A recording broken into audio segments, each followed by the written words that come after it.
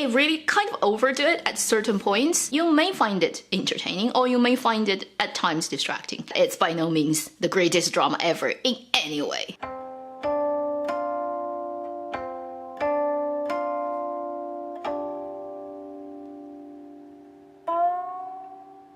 Hi, you're watching Avenue X, where a junkie on good storytelling shares their thoughts, knowledge, and occasional weird ideas on stories and how they're told. 白玉思无瑕, Love Like White Jade, is a 24-episode web drama that's being aired on Mango TV. The drama is led by Zhang Yao and Wan Peng, also featuring actor Liu Yuhan and Yu Ting'er as the second lead couple. The second male lead is the actor who played Ye in Ultimate Note, and our first male lead is the lead of last year's Love in Between. Plus, for the leading actor and actress, this is their second time working together as a couple for drama. This drama in China standard is super short, 24 episodes, and it has aired past halfway point, but I've only watched the first half, so this halfway review or impression is based on those episodes. I'll give it a 1 gold mine rating on my 7-level scale, and if the second half of this drama in every way stays with this type of quality and what I've observed, it probably will stay at 1 gold mine.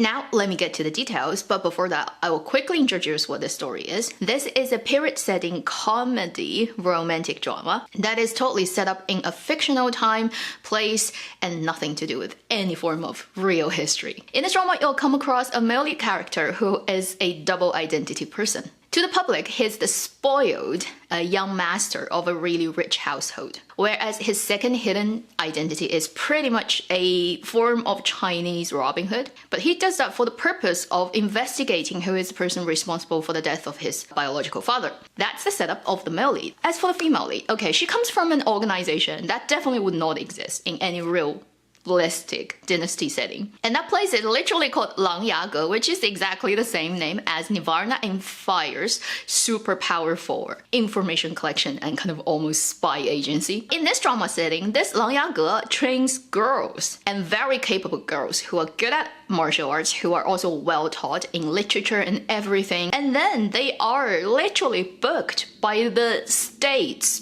powerful families to go in and serve the future young masters of those household, kind of acting at the same time as those young men's bodyguards plus governance. Really weird. Okay, that's definitely a fictional setup that I don't think it's based on anything that ever existed anywhere in history. So this very capable girl goes to this very rich household and then starts to act as the bodyguard slash teacher to this supposedly useless guy but who actually has a second identity. Very common Chinese period romantic drama setting. Now let's first talk about the things that I do enjoy watching this drama. First and foremost, this really is a comedy. It has a lot of very funny things. Some of the jokes, some of the funny moments are more forced than others. Some are really good, but overall it's quite acceptable. It's a very lighthearted, entertaining drama. You can switch off your brain, go into the story and watch those people make fool of themselves, and weird moments happen all the time. As a comedy romantic drama, it definitely gets a pass from me. And the drama itself is kind of very aware that it is being a comedy, therefore in its editing style and how it uses sound effects, it really kind of overdo it at certain points. Say if I'm making an edit on my own 3 minutes, a funny edit of a drama, I would use a lot of the cutting styles that they would actually use for the proper drama, such as weird jump cuts, such as sound effects of animal screaming that comes in somewhere. So the drama in its normal narrative would use a lot of those techniques to tell the story. Depending on your tolerance of this type of storytelling, you may find it entertaining or you may find it at times distracting. The second thing I appreciate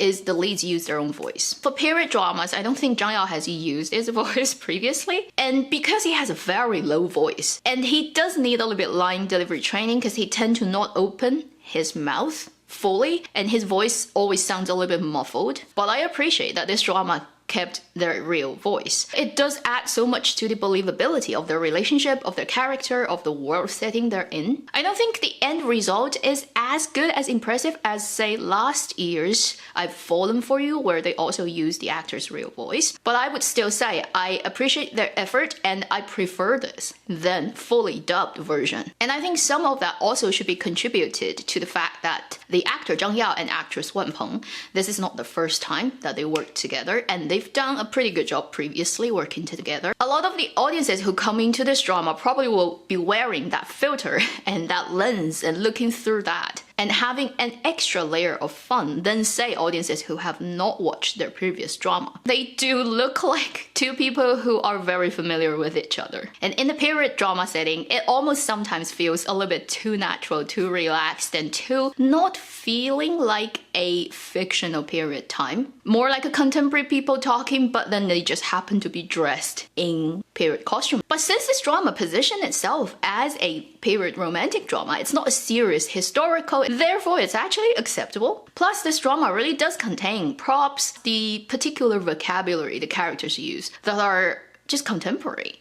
Yeah, there's no way that that word existed in any period setting anytime in history. Therefore, that too relaxed, too contemporary look of certain scenes and people's interaction actually doesn't feel out of place. Then the last thing I would say I appreciate about this drama is it kind of knows what it is. Some dramas will give you the feeling that they're trying to overshoot. They're trying to be something that they're not. Or they're trying to make themselves look too good or too important or too well done when they are actually not. Whereas this drama overall gives you the feeling, hey, yeah, we know. We are not like the greatest script. We don't have the most expensive anything. We're pretty cheap of production, and our story is, okay story. That is in no way special. Therefore, they kind of sit comfortably with that. And for that, I actually really do appreciate. The logic of the story works. Although the plot is by no means super exciting. Pretty much everything that happens in this drama is like, yeah, I see it coming a mile away, but it's fine. Not necessarily a super positive point, but acceptable. This is definitely the type of drama that you click open an episode, watch it for like say 20 minutes, have a little bit of fun, something interesting happens and you know, like laugh a bit and then you move on. And because there's hardly any promotion going on for this drama and none of the main leads are in any way traffic or they're trying to make people, you know, like, look at us. Therefore, I can take a very zen approach of watching this drama, not feeling I'm being urged by anyone. And there's hardly any contested views about this drama, and nobody is talking about this drama on Chinese social platform. So in that way, I actually feel really relaxed watching this drama. Now I've mentioned the things I do appreciate, let's talk about a few things that definitely shows you that it's by no means the greatest drama ever in any way. First, you can tell it's really 穷, poor, costume-wise, set-wise, no money. I don't know what else I can say about it. A 24 episodes period drama would mean it cannot sell for really a big amount of money in any way. Therefore, they would cut the budget even lower so that they can actually at least make even or make a little bit money over it. I don't have numbers for what is the budget for this drama. I'd say it's definitely less than Word of Honor for sure because it's a third shorter and it has very limited sort of sets and movement and requirements of characters going to different places that will definitely incur cost. So the production quality of this drama is at the bare minimum of what is acceptable. If you have high standard requirement for everything, then this drama probably needs a little bit patience from you or some kind of active ignorance from your end to not get too bothered by the quite clear and obvious evidence of lacking of money and low budget. Also, visually speaking, I don't quite like the color grading and the lighting of this drama. It's so bright. People are on the brink of overexposure. I don't quite get it, is what is it with the sort of super bright, sometimes even like low contrast to the point that you can't see the details and like assault to your eyes type of like grading. Why do people do that for a lot of period dramas? And that brightness also doesn't help the roughness of things, the edges of things, props, the costumes. When you light it so brightly and you grade it to that kind of close to overexposure, you really see the cheapness of things, okay, on camera. And I don't quite get why they have to do it, but anyway, it's not detrimental to the watching experience, but I'd prefer something that's being a little bit more worked on, color-wise, lighting-wise. The third thing that is not greatest about this drama is, like I said, kind of in the positive part too, which is the story is just not that well written and not that exciting. Like, it's not bad. It doesn't have characters whose logic doesn't go through, or creating like really confusing, problematic values for characters that I've noticed in another drama that's airing right now, which I just can't keep watching because their leads are just like literally jerks. You don't want those people in your life, in real life. Whereas this drama, at least they set up the two main lead couples as people that you would empathize with. You would feel if they are real people in your life, you'd be on their side. I don't know, like, since when that is like something that shouldn't be given, but in some other dramas that's ongoing right now, it's not. That is okay, but then it doesn't give you a story that's in any way worth you feeling excited to tell your friends. You know, when you see a good drama and some really good plot and very exciting stuff happen, you can't help. Like, you literally text your friends, say, oh, I just found a drama or found something or film, it's so good, go and watch it, and so we can discuss about that. This drama, when you watch it, you would have pretty much no urge to do that. That in a way tells you that this drama is average, okay, honestly speaking. At the end of this video, a first impression / halfway review of 白玉四无暇 Love Like White Jade. I would say this drama is to an extent